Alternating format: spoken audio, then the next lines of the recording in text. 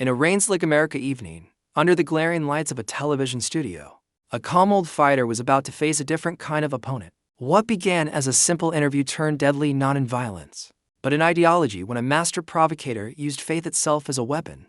Piers Morgan wasn't just a host. He was a hunter of contradictions, a man who thrived on the tension between arrogance and applause. His next guest, though, wasn't like the others.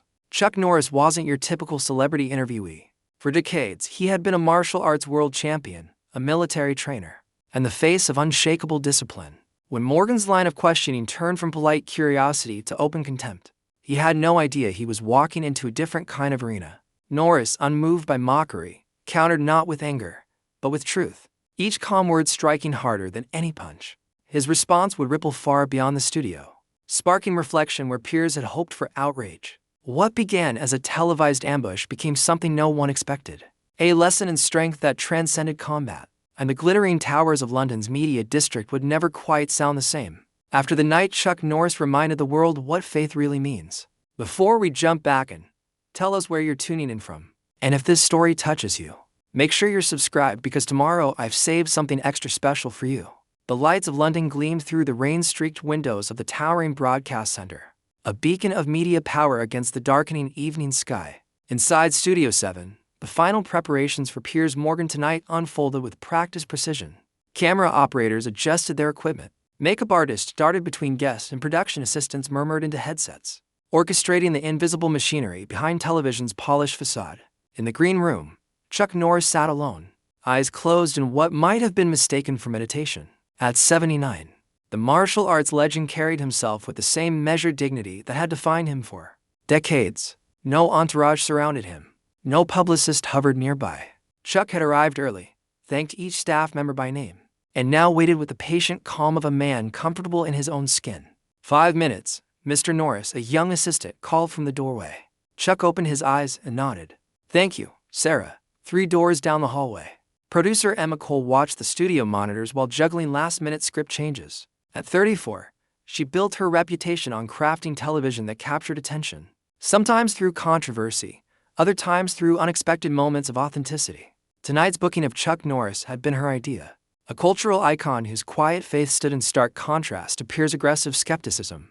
Piers, do you have everything you need? Emma asked through her headset, watching as the host settled into his chair, adjusting his tie with practiced vanity. Yes, is he here, our karate man? Piers' voice carried that familiar blend of charm and dismissal. Chuck Norris arrived 30 minutes ago, Emma replied. And it's not karate. It's whatever martial art he does. I've got some excellent questions lined up. Piers tapped his tablet with a mischievous smile. Ratings gold. I promise you. Emma suppressed a sigh. Just remember, we want conversation, not combat. Piers laughed. Darling, combat is what I do best. In the control room above, Lawrence Dalton, NETWORK executive and notorious ratings hawk, peered down at the stage through the glass partition. 25 years in television had hardened him to the point where content was measured in clicks, not meaning. His polished shoes tapped an impatient rhythm on the tile floor. We need something memorable tonight, he muttered to no one in particular.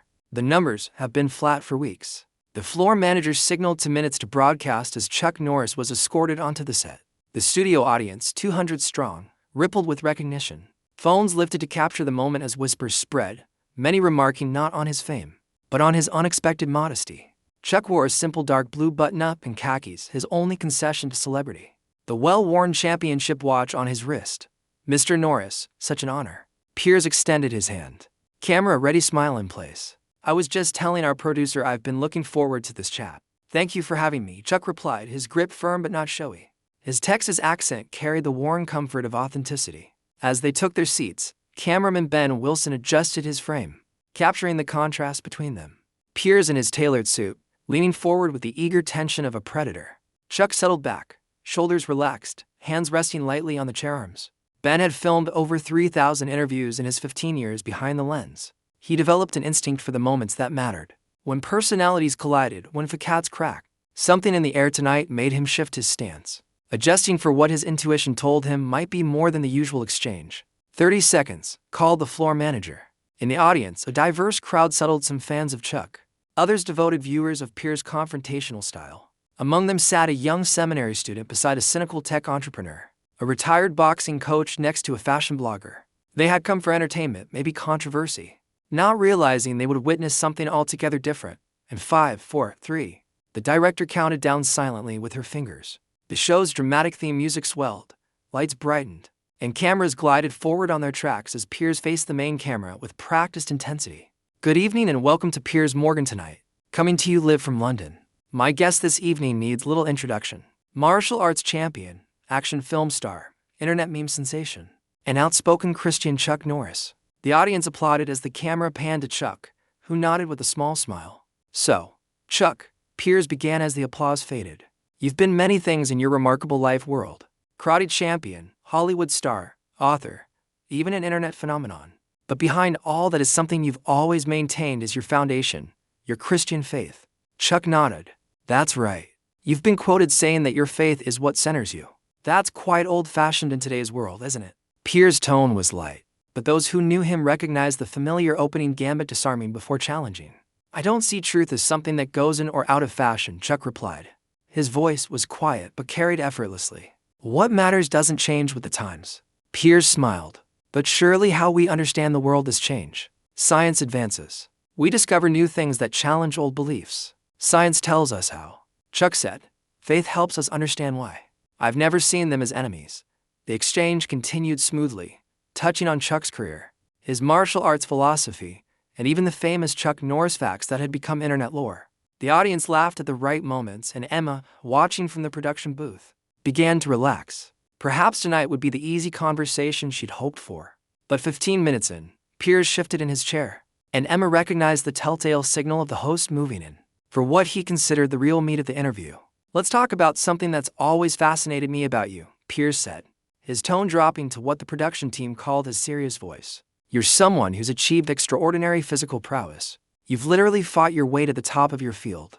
Yet you subscribe to a faith that preaches turning the other cheek, that the meek shall inherit the earth. Isn't that a contradiction? In the control room, Dalton leaned forward, eyes fixed on the monitor. This was what he'd been waiting for. Chuck considered for a moment before answering.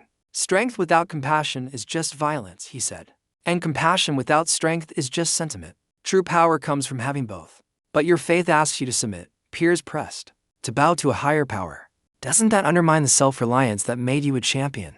The studio grew quieter, the audience sensing the shift. Emma caught Ben's eye through the monitor, as the cameraman subtly tightened his frame on Chuck's face. Faith isn't about submission in the way you're suggesting, Chuck replied, his calm unshaken.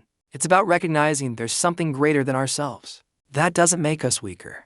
It gives us context.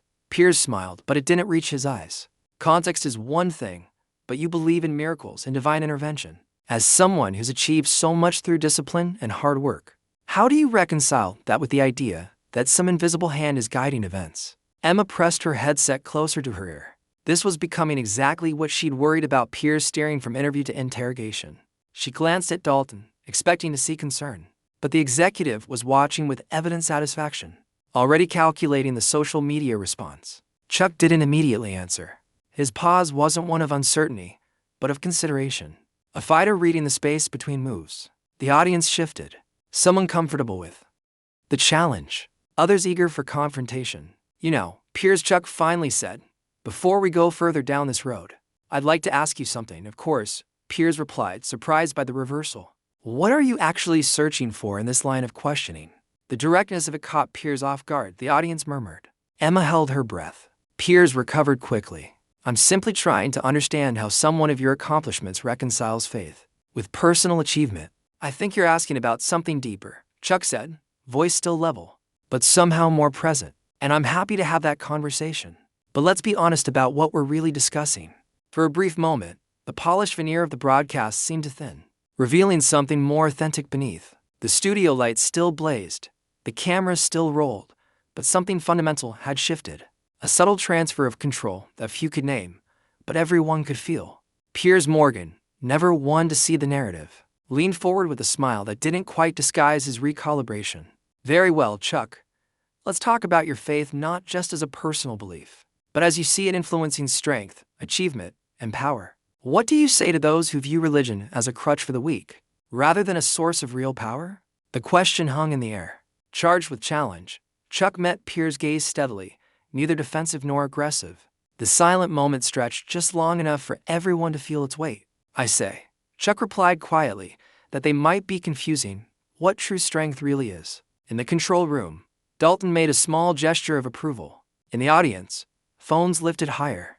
Capturing the moment, tension crystallized into something more compelling than mere argument. Behind his camera, Ben sensed the subtle current change, adjusting his focus to capture not just the exchange of words, but the collision of worldviews that was just beginning to unfold. Emma whispered into her headset, "Stay with them. This is where it gets real." "True strength," Piers echoed, his eyebrow arching with practiced skepticism. "That's an interesting deflection. What I'm asking is how someone who's literally built their career on physical power reconciles that with believing in an invisible deity that demands surrender."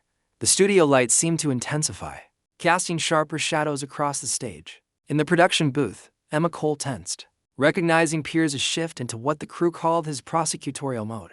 She pressed her headset closer. "Came to tighten on Chuck. Camera 3, be ready for audience reaction," she instructed, voice low and focused. Chuck adjusted his position slightly, not retreating, but settling in. His expression remained unchanged, neither defensive nor confrontational. When he spoke, his voice carried the same measured calm. "It's not a deflection, Piers. It's the heart of the matter. We're talking about different kinds of strength. The kind that dominates others versus the kind that masters yourself. And prayer helps you master yourself." Piers asked, the question laced with subtle mockery. "Talking to something you can't see or prove exist." A murmur rippled through the audience. Some uncomfortable with the direct challenge, others leaning forward, eager for conflict. Cameraman Ben captured the tension, his lens moving between Chuck's composed face and Piers' aggressive posture. In the control room, Lawrence Dalton smiled thinly. "This is good," he murmured, tapping his polished shoe against the console. "Push him harder, Piers." As if hearing the executives' command, Piers pressed on. "Let me be direct, Chuck. You face real opponents, fighters who could knock you down, injure you. Real tangible threats, yet you place your trust in something completely intangible. Isn't that at its core somewhat delusional?" The word delusional landed heavily. Emma winced, already calculating damage control scenarios. She caught the floor manager's eye, subtly signaling to be ready for a commercial break if needed. Chuck's response came after a thoughtful pause. "You know, when I was competing, I learned something interesting about fighting. The strongest opponents weren't always the most aggressive ones. They were the centered ones, the ones who knew themselves." "That's martial arts philosophy," Piers interrupted. "Not religion. The truth doesn't stay in neat categories," Chuck replied. "Faith isn't just about believing in God. It's about understanding there are forces and realities beyond what we can see or touch." His voice remained steady, but something in his eyes intensified. "I've stood in combat against champions, but I've also stood beside hospital beds, watching people I love fight for their lives. I've faced bankruptcy and failure. I've seen moments when all physical strength meant nothing." The audience had gone completely still.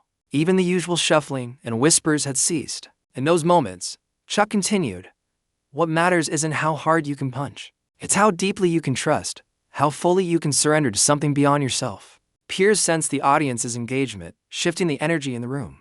Moving away from him toward Chuck, he cut in quickly. "But that's precisely my point, isn't it? Surrender, giving up. How is that strength?" His voice carried a hint of frustration now. "You're telling people to submit when life gets tough rather than fight harder." "No," Chuck said simply. "I'm saying true strength knows when to fight and when to yield, and the wisdom to know the difference." In the front row, a young woman who had come expecting entertainment found herself unexpectedly moved, her cynicism momentarily suspended. 3 rows back, a middle-aged man who'd scoffed at religion for decades felt something stir. Not conversion, but curiosity. The collective mood was shifting, becoming more contemplative than combative. Piers recognized the drift and moved to reclaim the narrative. "Let me approach this differently. You've been very public about your faith, influencing your decisions from the roles you take to the political positions you hold. Some would say, that's admirable conviction. Others might call it letting ancient superstitions dictate modern life. How do you respond to critics who see faith as a relic of our less enlightened past?" Behind his camera, Ben could feel the intentional provocation in Piers' words, designed to trigger an emotional response. But through his viewfinder, he saw something unexpected in Chuck's expression. Not offense, but a quiet compassion. "I've heard those critiques," Chuck acknowledged, "and I understand them. We live in a world that values what can be measured, what can be proven. Faith asks us to consider that not everything of value fits those criteria." Piers seized the opening. "But isn't that convenient? Just trust what I'm saying, even though there's no evidence. How is that different from any other unsupported claim? Evidence takes many forms, Chuck replied. When I train someone in martial arts, I can tell them about balance, about centering their weight, about the physics of movement, but until they feel it in their body, that moment when everything aligns, words and explanations only get them so far. Some truths have to be experienced. So faith is just a feeling. Piers challenged, his tone sharpening. Hardly a basis for determining what's real. Chuck shook his head slightly. Feelings are part of it, but not all. Faith is also choice, commitment, relationship. It's seeing patterns and purpose where others might see only chaos or imposing patterns. Where none exist, Piers countered. Seeing what you want to see. In the production booth, Emma signaled for the commercial break that was approaching in 40 seconds. On her monitor, she could see audience members exchanging glances. Some nodding in agreement with Piers, others clearly aligned with Chuck. The division was exactly what television thrived on: conflict, tension, opposing worldviews colliding. Yet something felt different about this exchange. There was heat, but no hostility. Challenge without contempt. And beneath it all, a current of authenticity that transcended the usual performance of television debate. We need to wrap this segment, she said into her headset. Give Piers the 30-second warning. But Dalton's voice overrode hers from the control room. No, push the commercial. Stay with this. Emma hesitated, then reluctantly relayed the instruction to the floor manager. The countdown clock for the break was reset. The cameras would keep rolling. Piers, unaware of the behind-the-scenes decision, but sensing the momentum, leaned forward. Let me be even more direct, Chuck. You've built an image around strength, around power. Yet the core of your faith celebrates a figure who surrendered to execution rather than fight back.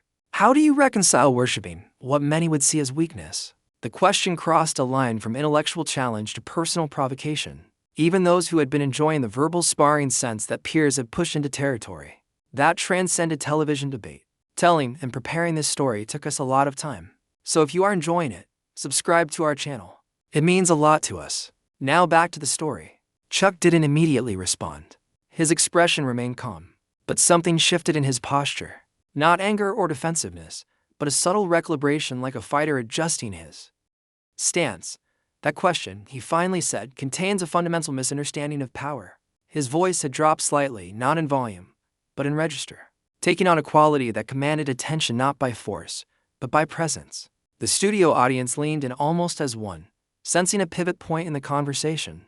The cross wasn't surrendered to weakness, Chuck continued. It was the ultimate example of strength with purpose. Anyone can lash out when attacked. True power is restraint channeled towards something greater than self-preservation. That sounds noble, Piers said. But in the real world, Chuck said, his interruption so gentle it didn't feel like one. I've seen men who could crush opponents in the ring broken by their own anger outside it. I've seen physically powerful people enslaved by their appetites, their pride, their need to dominate. And I've seen seemingly ordinary people show extraordinary courage because they believed in something beyond themselves. The camera caught a moment of genuine uncertainty cross Piers' face. Not the theatrical pause of a host setting up his next question, but the authentic hesitation of someone encountering an unexpected perspective. Emma, watching from the booth, held her breath. 20 years in television had taught her to recognize the rare moments when broadcasting transcended performance and touched something real. This was becoming one of them. We're 2 minutes over the commercial break, her assistant whispered urgently. Hold it, Emma replied, her eyes never leaving the monitor. This is what television should be. On stage, Piers regained his footing. You speak about faith, bringing meaning, purpose, strength. But let's be honest, Chuck, religion has also brought tremendous suffering throughout history. Wars, persecution, scientific suppression. How do you defend a force that's caused as much darkness as light? It was a classic pivot, shifting from the personal to the historical, from individual belief to institutional failures. The audience stirred, the conversation moving back to familiar debating ground. You're right about the harm that's been done in religion's name. I don't defend that it's indefensible. But there's a difference between faith itself and how humans have distorted it for power or control. Essential. Chuck's voice remained steady. The same argument applies to any powerful force. Science has given us medicine and nuclear bombs. Technology connects us and isolates us. The question isn't whether something can be misused. Everything can. The question is what it offers at its core. Ben, behind his camera, had stopped thinking about angles and framing. He was simply witnessing now his camera, an extension of his attention rather than a technical tool. Through his viewfinder, he could see the subtle shifts in both men. Piers' growing frustration at being unable to provoke the reaction he sought. Chuck's unwavering calm that somehow didn't feel passive. And what does faith offer at its core? Piers asked that justifies all the baggage that comes with it. The question hung in the air, less confrontational than genuinely curious. For the first time, a hint of Piers' own searching peeked through his professional skepticism. Chuck seemed to recognize the shift. His response came with the same measured pace, but with a new note of personal openness. For me, it offers the understanding that there's purpose behind existence, that love matters more than power, that what we do echoes beyond our time here. He paused briefly, and most importantly, that no failure is final and no person is beyond redemption. The simplicity of the answer carried its own authority. Several audience members nodded unconsciously.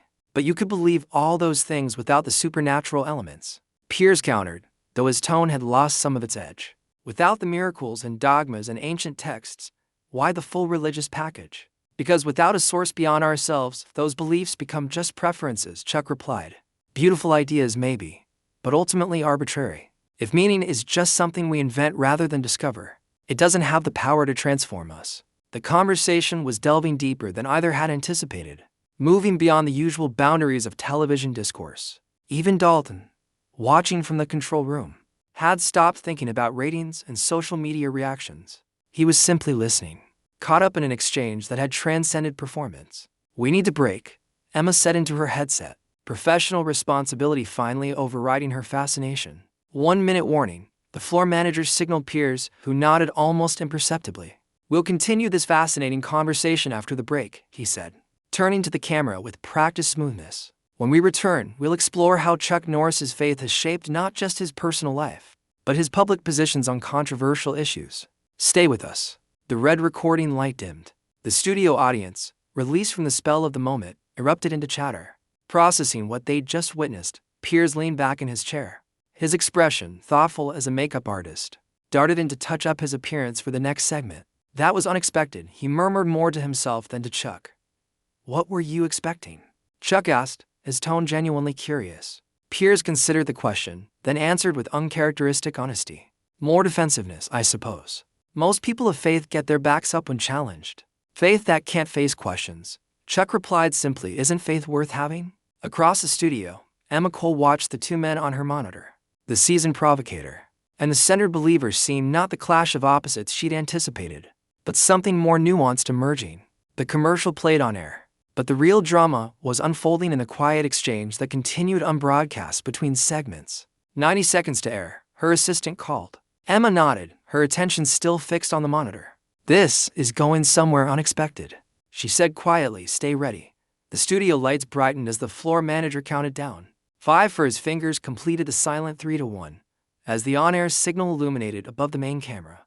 Piers Morgan turned to face the audience with renewed energy, his momentary vulnerability tucked away behind professional poise. "Welcome back to an extraordinarily candid conversation with martial arts legend and outspoken Christian Chuck Norris. Before the break, we were discussing the foundations of faith and strength. Chuck, let me turn now to how these beliefs translate into the public sphere." The shift was strategic, moving from philosophical exchange to more controversial territory. In the control room, Dalton nodded approvingly. This was where friction would generate heat. "Your faith has led you to take some positions that critics would call regressive." Piers continued, voice sharpening on issues like gay rights, on prayer in schools, on evolution being taught in classrooms. "Don't these positions privilege your religious worldview over others in a plural society?" The question was loaded, designed to place Chuck on the defensive. The audience shifted, sensing the conversation's temperature rising. Chuck took a measured breath before responding. "I believe every person deserves dignity and respect regardless of whether we share the same views. But having faith isn't just a private matter. It shapes how I see the world and what I believe leads to flourishing." "But that's precisely the issue, isn't it?" Piers countered. "You're advocating for public policies based on religious beliefs not everyone shares. How is that different from trying to impose your faith on others?" Behind his camera, Ben captured the subtle changes. How Piers leaned forward aggressively while Chuck remained centered. How the host movements grew more animated while his subject maintained a steady presence. "There's a difference between persuasion and coercion," Chuck replied. "In a free society, everyone brings their deepest convictions to the public conversation, whether those come from faith, philosophy, or personal experience. The alternative isn't neutrality. It's silencing some voices while privileging others." Piers sensed the answer was reasonable enough to undermine his framing. He pivoted sharply. Let me be more direct, Chuck. You believe in a literal interpretation of ancient texts that make claims modern science has thoroughly debunked. Isn't there something intellectually dishonest about that? About choosing faith over facts? The challenge was blatant now. The pretense of neutral inquiry abandoned. Emma winced in the production booth, recognizing Piers' tactic of escalating. When he felt control of the narrative slipping, a murmur rippled through the audience. This was the confrontation many had anticipated. Faith versus reason, tradition versus modernity. Staged as intellectual combat for public consumption. Chuck didn't immediately respond. His silence wasn't hesitation, but consideration, as though weighing not just his answer, but its purpose. When he finally spoke, his voice carried neither defensiveness nor aggression. I think that framing misunderstands both faith and science, he said. Science excels at answering how questions the mechanisms of the physical world. Faith addresses why questions, meaning, purpose, values, their different domains of knowledge. That sounds like compartmentalization, Piers interjected. Convenient mental gymnastics to avoid the contradictions. Not compartmentalization, integration, Chuck corrected gently. Throughout history, many of our greatest scientists were people of deep faith. They saw their work as uncovering the elegance of creation, not disproving it. Piers sensed his advantage slipping. He needed to sharpen the challenge, to provoke the emotional response that would make for compelling television. Let's cut to the heart of it, Chuck, he said, his tone hardening. You believe in miracles and water turning to wine and people rising from the dead. Things that defy everything we know about how reality works. In any other context, we'd call those beliefs delusions. Why does religious faith get special exemption from rational scrutiny? The question landed with deliberate force. In the audience, a visible division formed, some nodding in agreement with Piers, others shifting uncomfortably at the directness of his challenge. In the control room, Dalton leaned forward, eyes fixed on the monitor. There it is, he murmured. Push him, Piers. Chuck met Piers' gaze directly. For the first time, a subtle shift occurred in his demeanor. Not anger, but a deepening focus. Like a martial artist recognizing the moment that demands full attention. Faith doesn't ask for exemption from scrutiny, he replied, his voice steady but carrying new weight. It invites a different kind of examination. Rational analysis is essential, but limited. Some truths are known through experience, through relationship, through transformation. That sounds suspiciously like saying, you just have to believe it to understand it. Piers countered a circular argument that shields faith from any real questioning. Chuck shook his head slightly. Not just believe, but be willing to consider. To approach with openness rather than certainty that you already know the answer. The greatest barrier to discovery isn't ignorance. It's the illusion of knowledge. The response carried an unexpected depth that momentarily left Piers without a ready counter. In the brief silence, the energy in the studio shifted subtly. What had been staged as confrontation was becoming something more authentic. A genuine exchange between worldviews. Emma, watching from the production booth, felt the change. Stay tight on both of them. She instructed the camera operators. This is becoming real. Piers regrouped quickly. Let me approach this from another angle, Chuck. You've spoken about your faith giving you strength during difficult times. Isn't that essentially admitting it's a psychological crutch? A comfort mechanism rather than a reflection of reality that assumes comfort and truth are mutually exclusive? Chuck replied. Sometimes the truth is comforting, sometimes it's challenging. Faith has been both for me.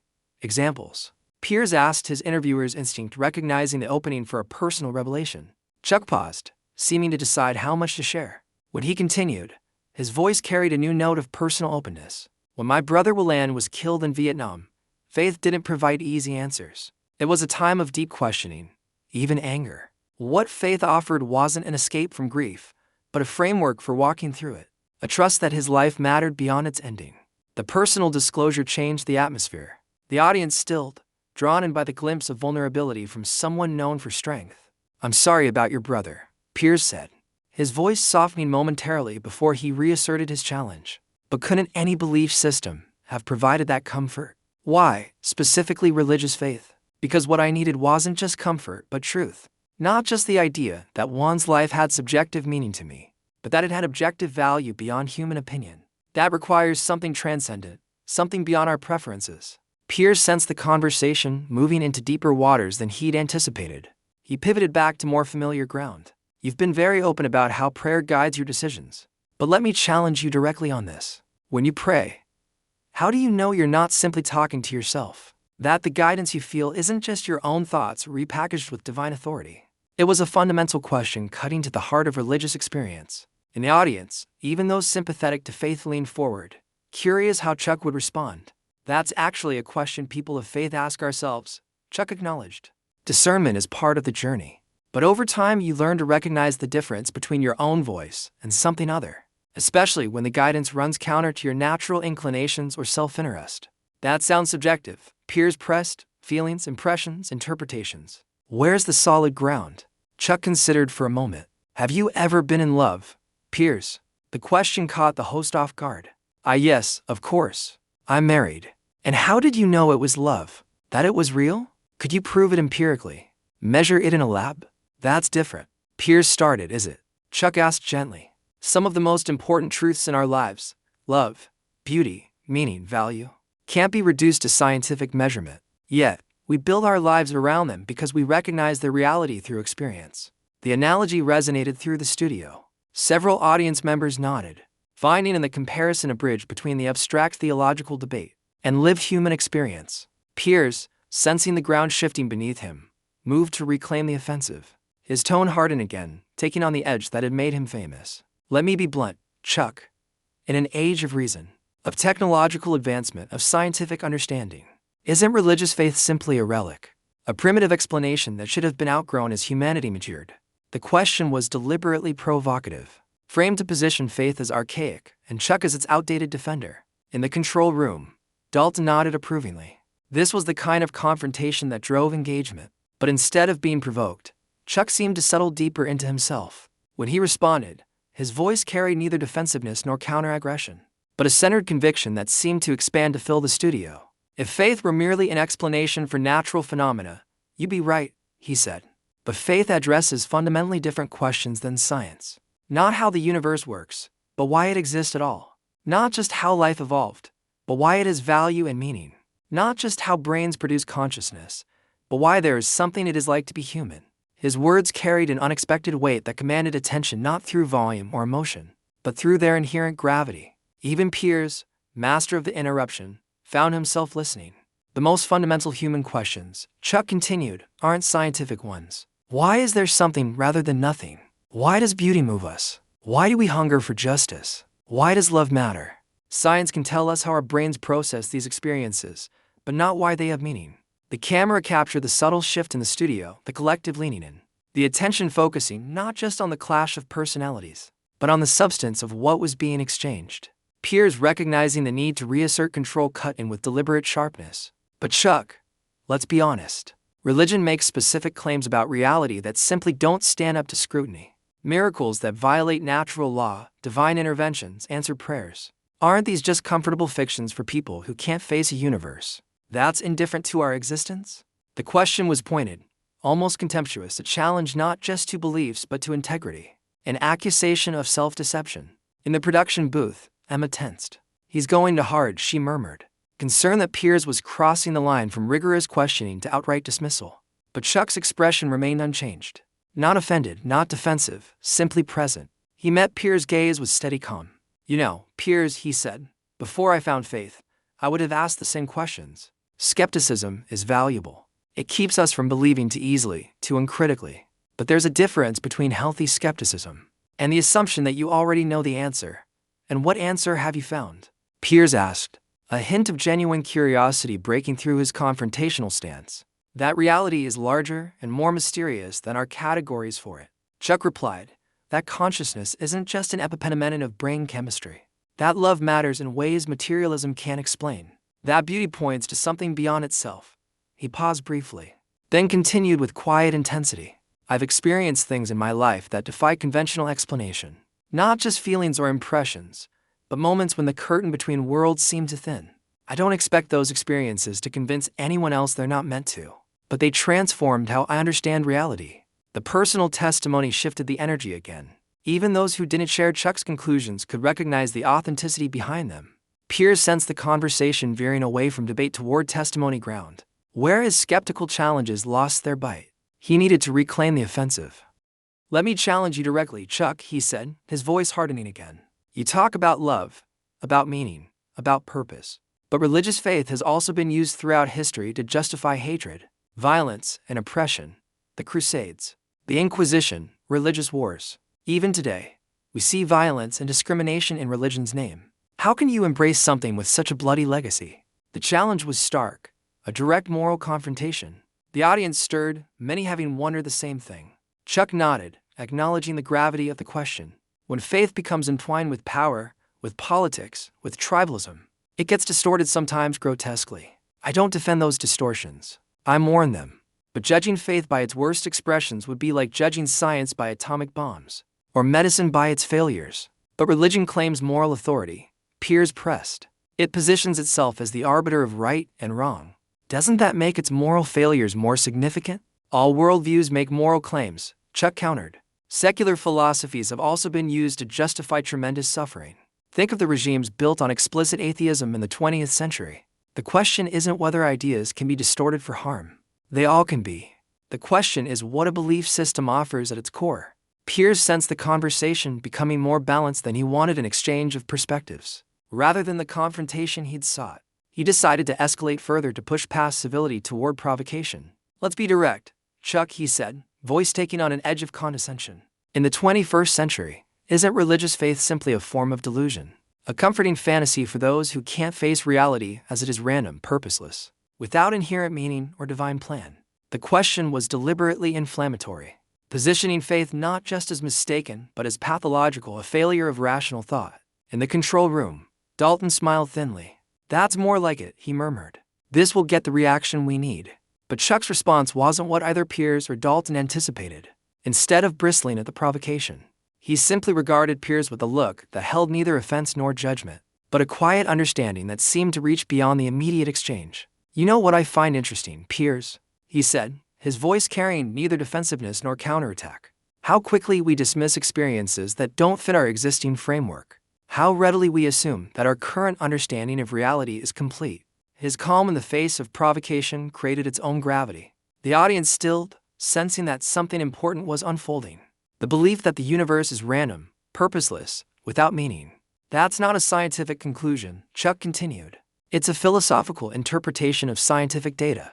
Another equally valid interpretation is that the precise fine-tuning of cosmic constants, the emergence of consciousness, the human hunger for meaning, all point toward purpose rather than accident. Piers started to interrupt, but Chuck held up his hand slightly, not commanding silence, but requesting space to complete his thought. Surprisingly, Piers yielded. What I've found, Chuck said, is that faith doesn't require abandoning reason. It requires being reasonable about reason's limits, about recognizing that not all knowledge comes through one channel. The response was measured yet profound, meeting confrontation with perspective rather than counter-aggression. Several audience members nodded unconsciously, drawn in by the authenticity rather than the argument. In the production booth, Emma watched the exchange with growing fascination. This isn't going where Piers expected, she said quietly to her assistant. He's trying to provoke. And Chuck is. I don't know what to call it. He's responding to something deeper than the provocation. Piers, sensing his usual tactics failing to land, shifted approach yet again. His voice took on a tone of almost patronizing concern. Chuck, I respect your accomplishments enormously. But don't you worry that clinging to these ancient beliefs undermines your credibility. That people see it as incongruous with your other achievements. It was a more personal challenge, an appeal to reputation, to public image, to the fear of being dismissed as irrational. For the first time, a hint of a smile touched Chuck's expression, not defensive or uncomfortable, but gently amused. At my age, Piers, he said, I've learned that other people's opinions aren't the most reliable guide to truth. Credibility with whom? The loudest voices of the moment or the deeper currents of human wisdom across time? He leaned forward slightly, his presence focused but not imposing. I've stood before opponents in the ring, faced critics in my career, weathered public opinion in all its forms. What I've learned is that true north doesn't change based on who's watching the compass. The metaphor landed with quiet force in the audience. Even those who didn't share Chuck's beliefs found themselves respecting the centered conviction behind them. Piers, sensing the narrative slipping from his grasp, made one final attempt to provoke the reaction he sought. His tone hardened to its most challenging edge. Let me put this as directly as I can, Chuck. In an age of reason, of science, of technological advancement, isn't religious faith fundamentally a weakness? A failure to face reality on its own terms? A retreat into comforting myths because the truth is too harsh to bear? The question hung in the air, blunt and provocative. The studio seemed to hold its collective breath, waiting for the response. Chuck met Piers' gaze steadily, neither offended nor defensive. When he spoke, his voice was quiet yet carried to every corner of the studio with unmistakable clarity. You know what requires more strength, Piers? He asked. Not cynicism, not dismissal, but openness in the face of mystery. The courage to say, perhaps there's more than what I currently understand. The humility to recognize that human knowledge, for all its remarkable achievements, has barely scratched the surface of reality. He paused for a moment, his next words carrying the weight of lived experience rather than theoretical position. I've stood in combat against world champions. I've faced bankruptcy and failure. I've held loved ones as they drew their last breath. What I've learned through it all is that true strength isn't found in dominance or certainty. It's found in the capacity to remain open, to keep seeking, to maintain hope even when the evidence seems stacked against it. The words resonated through the studio, not with the force of argument, but with the quiet authority of authentic experience. In the audience, something shifted. Not agreement necessarily, but recognition of something genuine. Piers opened his mouth to respond, then paused momentarily at a loss. The exchange had moved beyond the familiar territory of debate into something more meaningful. A genuine encounter between worldviews. In the control room, Dalton's expression had changed. The calculating assessment of ratings potential had given way to something unexpected. Actual engagement with the substance of what was being said. 30 seconds to commercial, Emma's assistant whispered urgently. Emma nodded, her attention still fixed on the monitor. Give them the warning, she said quietly. But tell Piers to let Chuck finish whatever he's building toward. This is real. The floor manager signaled Piers discreetly. The host acknowledged with a slight nod, then turned back to Chuck. We're nearly at our break, Piers said, his tone softer than before. Before we pause, I want to give you a chance to respond directly to those who see faith as weakness rather than strength. What would you say to them? It was an opening rather than a challenge, a space created for response rather than reaction. The shift was subtle but significant, a recognition that something of value was unfolding beyond the planned confrontation. Chuck's gaze remained steady, his presence centered.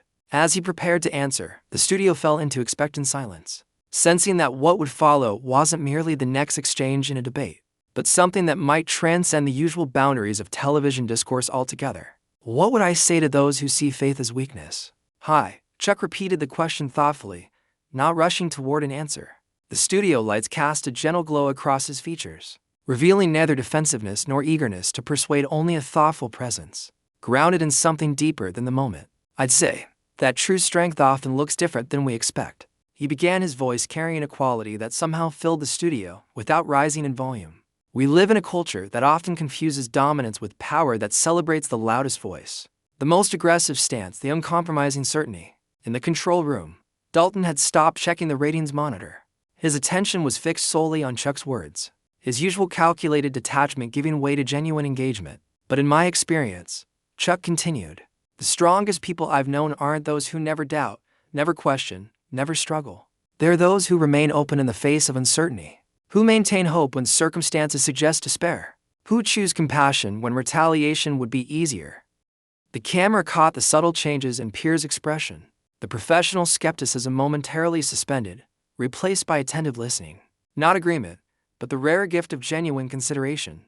I remember standing at my brother's grave after he was killed in Vietnam, Chuck said, his voice taking on a more personal tone. I was angry at the war, at the world, even at God.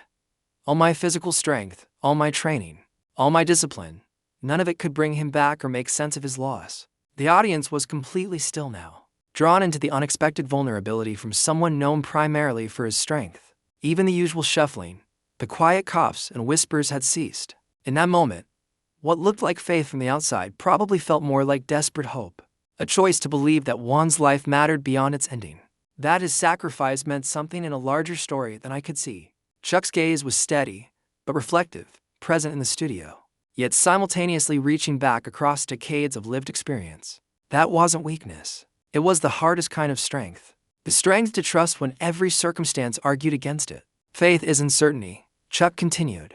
It's trust amid uncertainty. It's choosing to see purpose when randomness seems more plausible. It's believing in love's meaning when cynicism would be easier. But what about evidence? Piers asked, his tone genuinely inquisitive rather than challenging.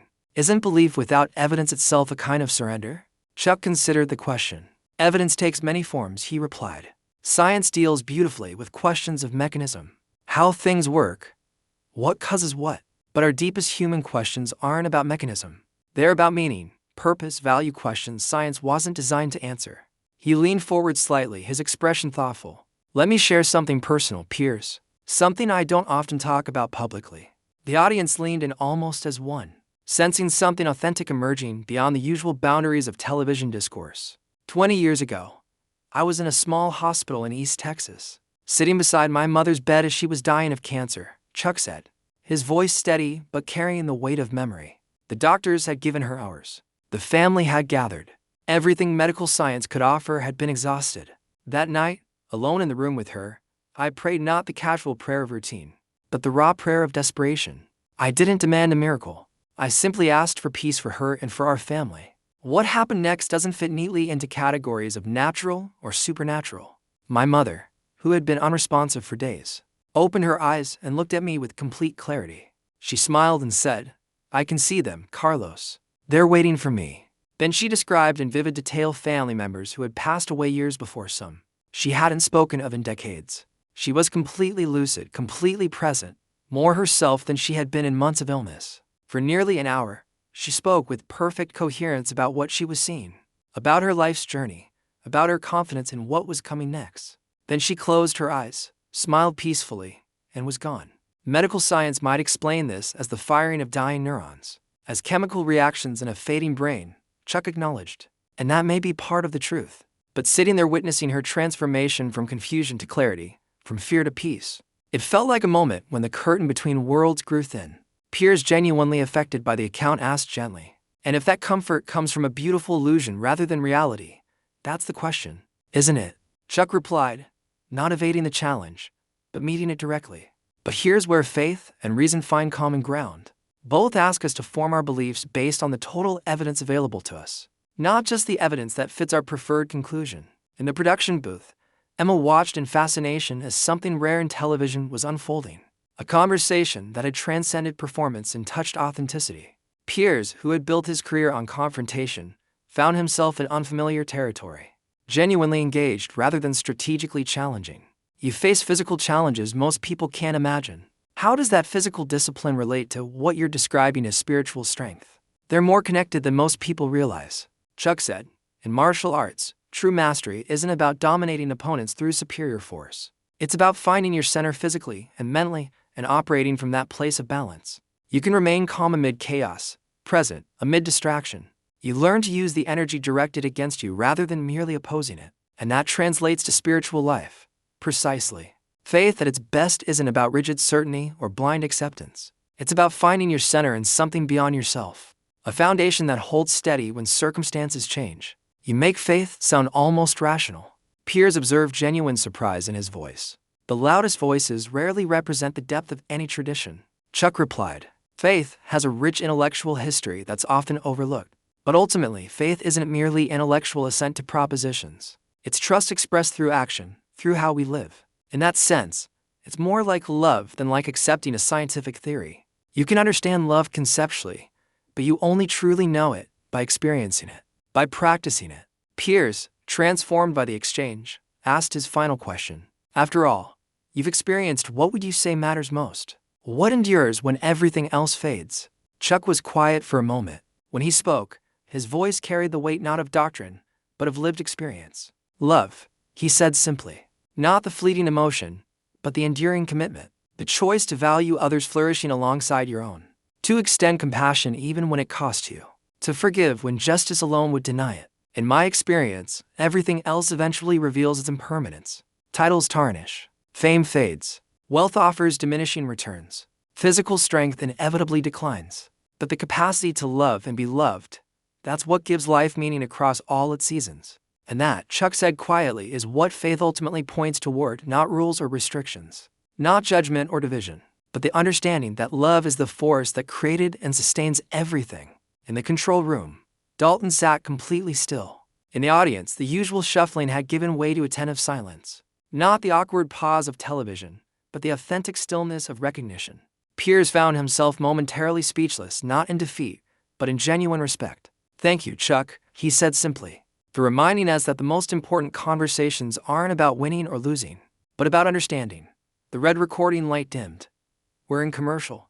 called the floor manager, his voice unexpectedly hushed as though reluctant to break the atmosphere that had settled over the studio. For several seconds, neither Piers nor Chuck moved, the usual frenetic energy of a television break, makeup artist starting in, production assistants delivering notes, host checking talking points was noticeably absent. It was as if the control room collectively understood that something rare had occurred, something that demanded a moment of respect before normal operations resumed. In the audience, people turned to one another, voices low, expressions thoughtful. Unlike the typical energetic debate about who won the exchange, their conversations carried a different quality, reflective rather than reactive, questioning rather than asserting. "I've never seen anything like that on television," a middle-aged teacher whispered to her husband. "It wasn't debate. It was, I don't know, something else." 3 rows back, a young law student who had entered proudly identifying as an atheist sat in thoughtful silence, neither converted nor dismissive, but genuinely contemplating perspectives he'd previously rejected without consideration. Near the back, an elderly woman dabbed at her eyes with a tissue. "That's what faith actually is," she murmured to her companion. "Not what the shouters and the condemners make it out to be." On stage, Piers finally stirred, straightening his notes with hands that weren't entirely steady. The practiced television persona that normally reasserted itself during breaks remained surprisingly absent. "That was unexpected," he said quietly to Chuck. "In what way?" Chuck asked, his tone genuinely curious rather than challenging. Piers considered the question, then answered with uncharacteristic candor. "I came in with a clear narrative. The martial arts champion whose faith seems contradictory to his physical prowess. I expected either defensiveness or rehearsed answers. I didn't expect." He paused, searching for the right words. "Wisdom," he finally said. "Actual wisdom." Chuck smiled slightly. "The questions you asked were good ones," he said. "Important ones. They deserve more than superficial responses." In the production booth, Emma Cole stood transfixed before the monitor, watching the off-air exchange with a sense of witnessing something significant beyond the broadcast itself. 2 minutes to her assistant reminded her. Emma nodded absently, still watching the monitor. "Dalton wants to change the last segment," the assistant continued. "He says to scrap the controversial topics we planned and just let them talk." Emma turned surprised. "Dalton said that Mr. Ratings himself." Her assistant nodded. His exact words were, "Don't break what's happening. Just let it unfold." In the control room, Dalton stood with arms crossed, eyes fixed on the monitor, showing Piers and Chuck. The calculating expression that typically dominated his features during broadcast had given way to something more contemplative. 25 years in television," he said quietly. "Chasing controversy, manufacturing conflict, packaging outrage for consumption. And then something like this happens, something authentic. And it makes you wonder what we've been doing all this time." On the studio floor, Ben Wilson adjusted his camera position, preparing for the return from commercial. Unlike the typical technical focus that dominated his work, he found himself unusually aware of the privilege of his position. Not just documenting an interview, but witnessing a genuine human exchange. 30 seconds called the floor manager. Piers straightened in his chair, smoothing his tie in a habitual gesture. But the shift back to his television persona seemed less complete than usual, as if something of the authentic engagement had remained. "For this last segment," he said to Chuck, "I'd like to move away from debate entirely. If you're willing, I'd like to explore your perspective on how faith shapes how we treat each other. Not just as believers or non-believers, but as human beings sharing this particular moment in history." It was an invitation to wisdom rather than to argument, a recognition that something more valuable than conflict was possible. Chuck nodded, the simple gesture conveying appreciation for the shift. "I'd welcome that conversation," he replied. 10 seconds, called the floor manager as the countdown continued silently with fingers. A subtle but significant change had occurred in the studio. What had begun as staged confrontation between opposing worldviews had become the possibility of something rarer and more valuable: genuine dialogue across difference. The recording light glowed red. Cameras glided forward on silent tracks. The program returned to air. "Welcome back," Piers began, his tone notably different from his usual sharpish delivery. "You're watching what has become an extraordinarily thoughtful conversation with martial arts legend and man of faith, Chuck Norris." He turned toward his guest with genuine respect. "Chuck, before the break, you shared some profound insights about strength, about centering, about finding identity beyond circumstance. I'd like to shift gears slightly and explore how these beliefs shape how we live together, particularly in times of division and polarization like our own." The question opened space for wisdom rather than debate, an invitation to perspective that might transcend the usual boundaries of television discourse. Chuck considered for a moment before responding. One of the most important things faith has taught me is the difference between certainty and conviction. Certainty leaves no room for growth, for dialogue, for the possibility that we might be wrong. Conviction provides foundation without requiring infallibility. In my experience, the most destructive force in human relationships isn't disagreement, it's contempt. The moment we stop seeing the humanity in those who differ from us, conversation becomes impossible and division inevitable. In the audience, heads nodded across the spectrum of belief, recognition of a truth that applied regardless of worldview. As the segment continued, what had begun as confrontation became conversation. Not the superficial exchange of talking points, but genuine dialogue that invited viewers into reflection rather than reaction. This is what television could be, Emma murmured to herself. Not just entertaining or informing, but elevating, helping us think better, listen better, engage difference better. When the final signal came, Piers offered words of genuine gratitude, not as performance, but as authentic acknowledgement of what had transpired. Chuck responded with equal sincerity, extending his hand not in victory, but in fellowship. As they shook hands, the camera captured not opponents in verbal combat, but to human beings who had momentarily transcended roles to engage authentically across difference. Not agreement, but something perhaps more important in a divided age. Mutual respect, mutual listening, mutual recognition of shared humanity beneath differing beliefs. When the broadcast ended and the lights dimmed, the usual rush to clear the set was noticeably absent. A reverent stillness lingered, a collective recognition that what had unfolded wasn't merely television, but a glimpse of what becomes possible when we set aside the need to win and create space for genuine understanding.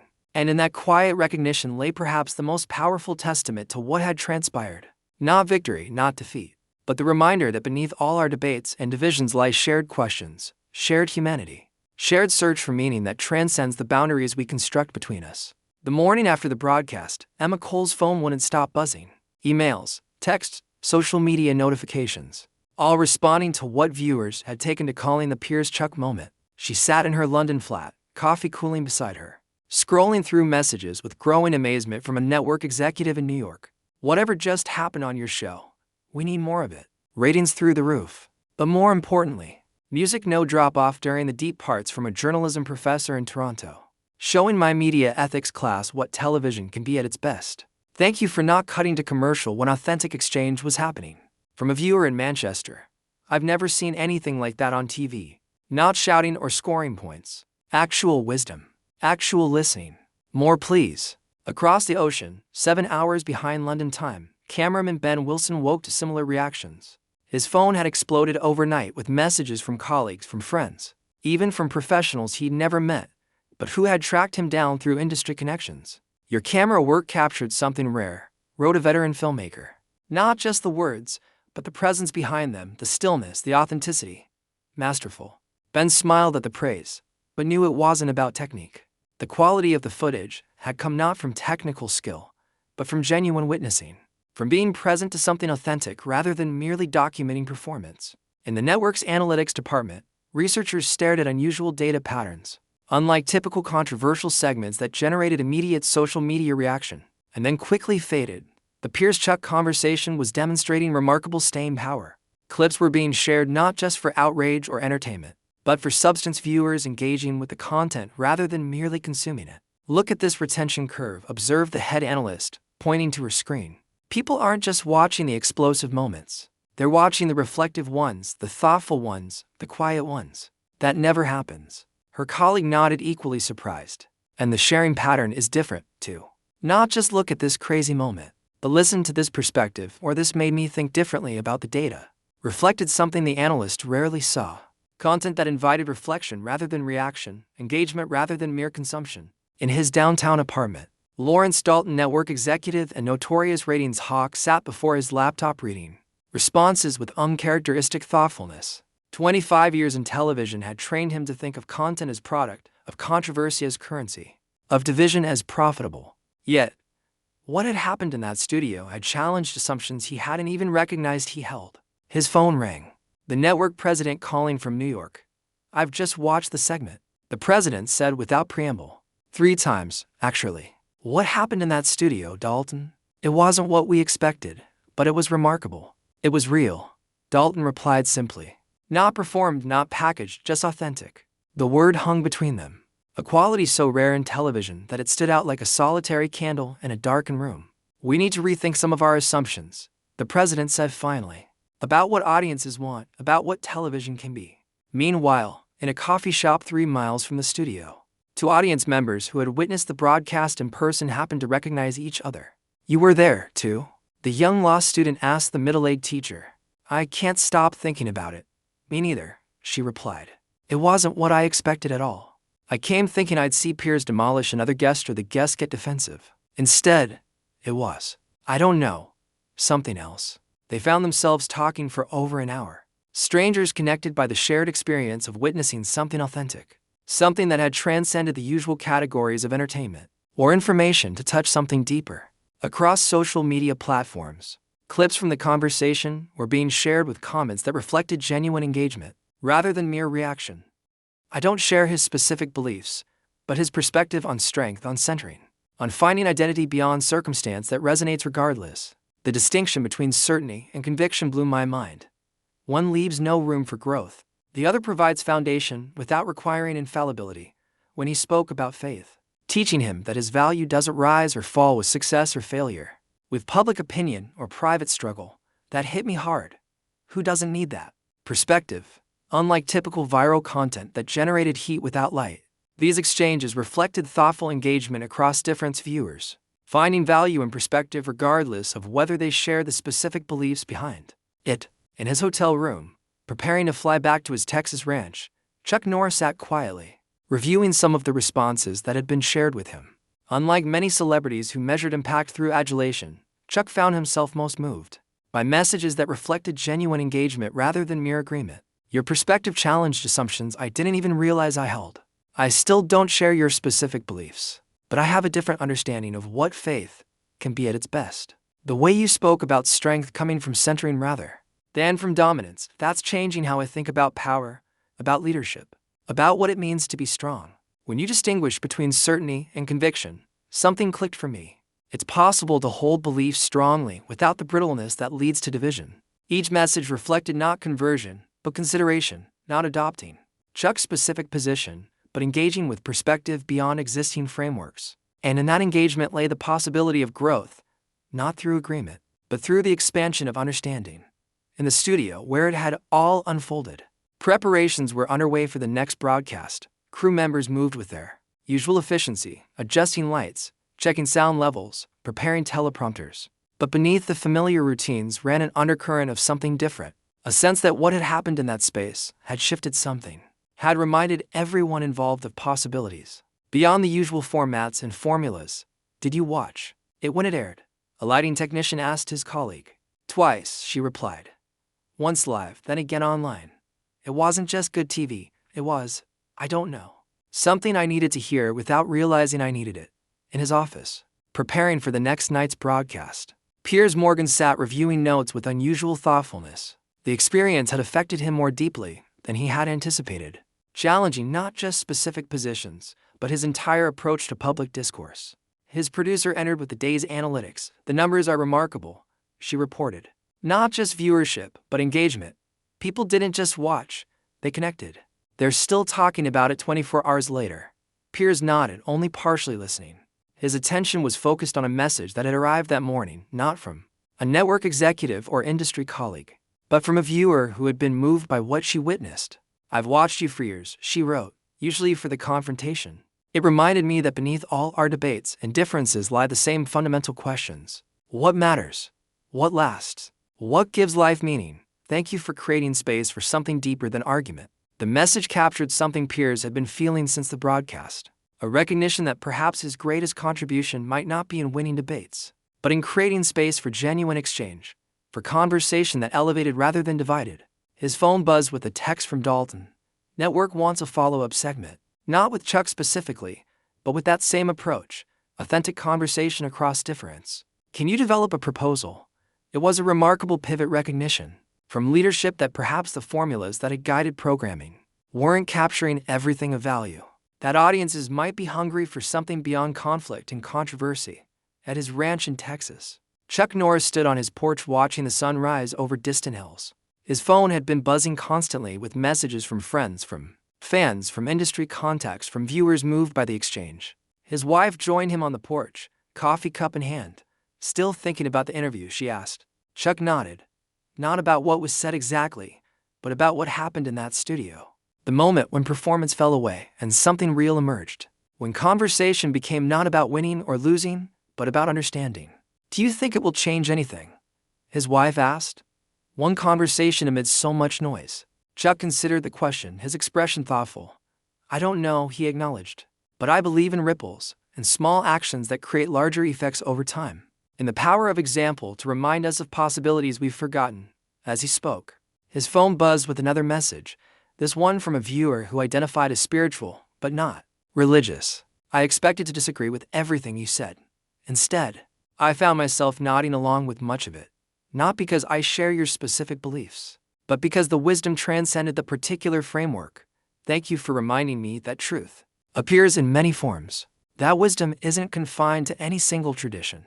The message captured something essential about the exchange. Not agreement, but engagement. Not conversion, but consideration.